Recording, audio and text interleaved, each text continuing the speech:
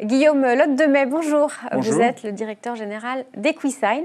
Donc c'est un éditeur de logiciels, mais peut-être vous pouvez nous expliquer qu'est-ce que vous faites exactement. Alors EquiSign est un éditeur de logiciels dans la sécurité digitale. C'est un sujet très à la mode. Tout le monde parle de sécurité, tout le monde parle de digital. Aujourd'hui, on a deux produits. Un produit qui est du transfert de fichiers sécurisés, MFT, et un deuxième produit qui est la lettre recommandée électronique, lettre reco.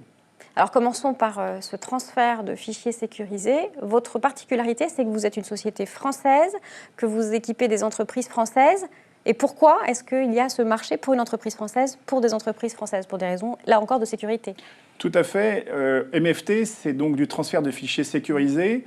Lorsque vous avez un document à transférer, vous avez les emails où vous en recevez une centaine par jour. Et dès que vous avez un document à transférer, vous pouvez utiliser une passerelle qui est donc MFT, qui permet d'envoyer des fichiers plus volumineux. Il n'y a pas de limite de taille, ça peut être plusieurs gigas. Et également, ça permet aussi d'avoir une sécurité renforcée, une traçabilité renforcée. Et donc, dans les entreprises, on essaye de faire des cercles de sécurité. Qui a le droit d'envoyer quelle pièce à l'extérieur? La R&D, par exemple, il ne faut pas qu'il y ait des pièces qui circulent à l'extérieur. Donc, les échanges de pièces seront limités à l'entreprise. Les commerciaux, par exemple, on se dira, voilà, un commercial, bien sûr, il envoie des pièces à l'extérieur, mais peut-être son format, il faut que ça soit que du PDF. Votre question tout à l'heure sur la France, c'est clair que il y a une compétition économique. Oui, les entreprises pourraient utiliser WeTransfer, qui est un gros concurrent. Alors c'est vrai que notre solution qui est la plus proche en termes de fonctionnalité, c'est WeTransfer. C'est américain, il y a le Patriot Act, et donc c'est vrai qu'un certain nombre d'industries sensibles préfèrent avoir une solution française, du code français, un hébergement français. Et aujourd'hui, cette solution équipe à peu près 70 comptes, principalement des grands comptes, dans l'ère de la défense, dans l'énergie, dans les réseaux. Également, SNCF, par exemple. La SNCF, dans l'énergie ENGIE, dans les ministères importants régaliens, le ministère de la Justice, le ministère des Finances, l'Élysée, sont nos clients. Et donc, utiliser votre système et votre logiciel, ça leur permet de savoir où sont les pièces, qui y a accès, qu'est-ce qu'elles deviennent. On peut faire du suivi aussi, c'est important commercialement. Tout à fait. Le point, c'est que donc c'est un canal particulier où il faut s'enrôler, il faut s'identifier quand on récupère des pièces. Donc ça permet de bien identifier qui est venu chercher le document. Au-delà de ça, il y a la traçabilité, comme vous le disiez tout à l'heure. L'important, c'est de savoir quel document a été envoyé, à qui. Alors, c'est de la sécurité, mais c'est aussi de la traçabilité. Quand vous êtes un commercial, le fait d'utiliser ce système-là permet de savoir si votre client a ouvert votre pièce. Vous ne le relancez pas de la même manière s'il n'a pas pris la peine de lire la pièce ou s'il l'a ouverte 15 secondes après l'avoir reçue. Ce n'est pas le même intérêt. Alors, chez EquiSign, il y a une seconde activité qui est émergente encore, qui est une activité de lettres recommandées dématérialisées. Tout à fait. Depuis 2011, la loi permet d'envoyer des lettres recommandées 100% électroniques. Et donc ces lettres vont se substituer à la lettre papier de la Poste. C'est un marché important. La Poste fait à peu près 250 millions de lettres recommandées par an. Et on estime qu'il y a à peu près 200 millions de lettres recommandées qui pourraient être dématérialisées. Clairement, celles qui ne sont pas accompagnées d'un paquet. Voilà, tout à fait. Celles qu'on n'a pas encore réussi à dématérialiser, c'est la lettre recommandée qui accompagne un colis. Mais dans les 200 millions de lettres recommandées, il y a en effet toutes les notifications, les convocations.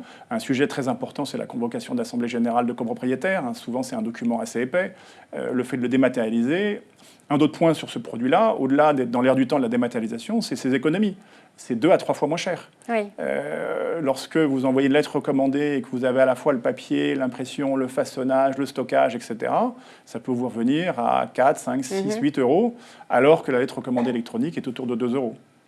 Et alors là, on en est où de ce marché-là pour vous? Ça débute juste maintenant, là? Alors ça débute parce que, comme c'est un nouvel usage, il faut, un petit peu comme tout lancement de produit, d'abord des early adopters, et puis évangéliser, et après ça, faire des gros volumes. Aujourd'hui, on est 2-3 entreprises françaises à être sur ce créneau, à être crédibles sur ce marché, et les volumes commencent à se compter en plusieurs dizaines de mille par mois. Le marché débute, oui, tout à fait. Il débute. Votre entreprise, c'est 7 salariés, environ 1 million d'euros de chiffre d'affaires. Quels sont vos axes principaux de développement? La recherche?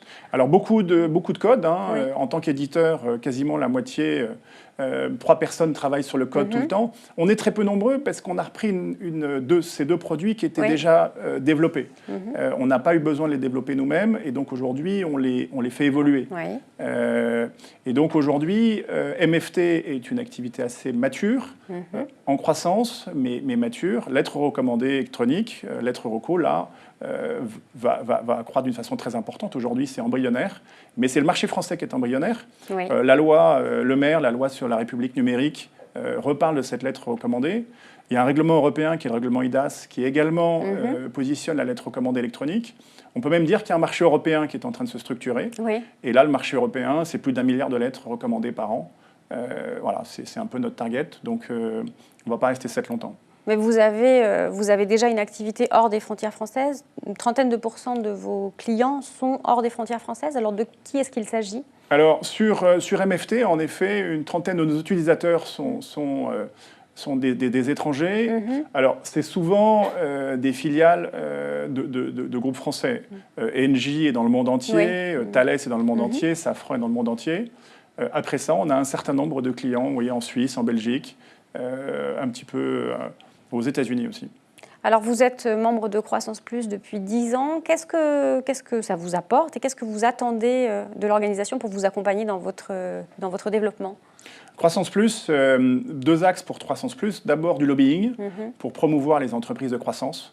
Et donc là, on est, je dirais, l'organisme qui promeut l'entreprise de croissance. Donc il y a un certain nombre de sujets, les délais de paiement par exemple, des choses comme ça sont des sujets très importants pour nous. Le droit social aussi pour intéresser le personnel à la croissance.